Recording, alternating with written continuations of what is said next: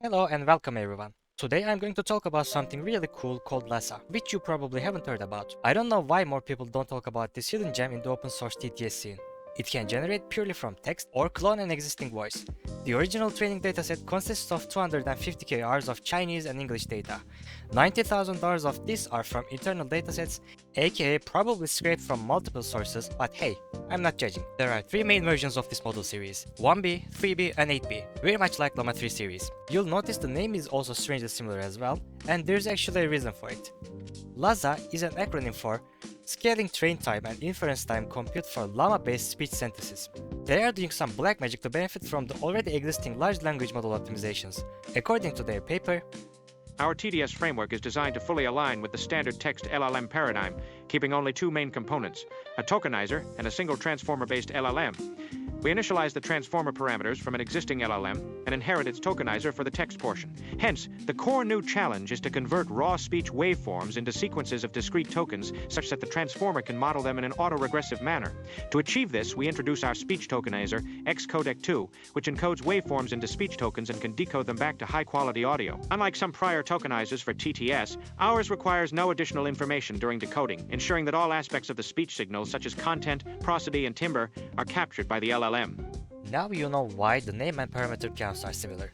This voiceover was of course generated using Llasa.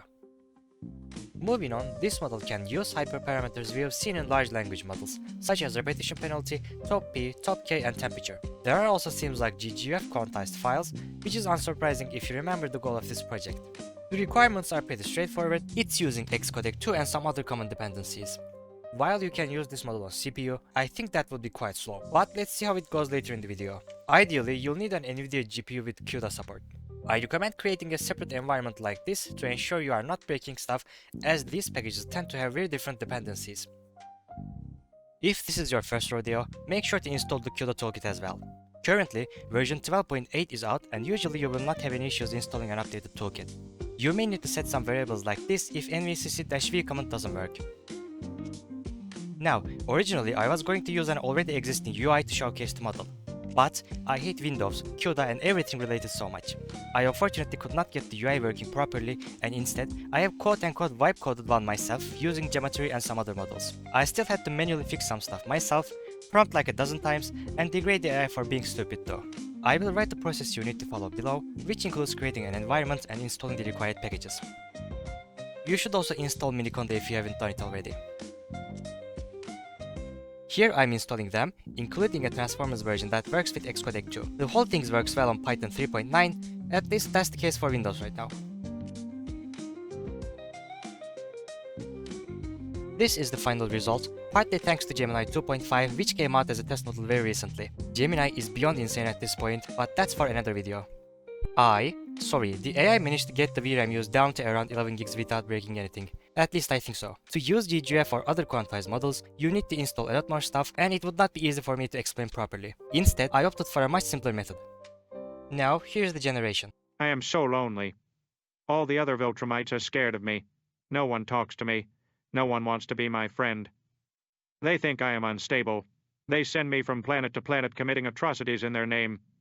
And as I get better at it, they fear me more and more. Okay, not bad at all. Keep in mind that you can train this model further with PEFT, which means you don't need fancy cards like A100, and without many optimizations, I think it should be possible to train on a single RTX 3090.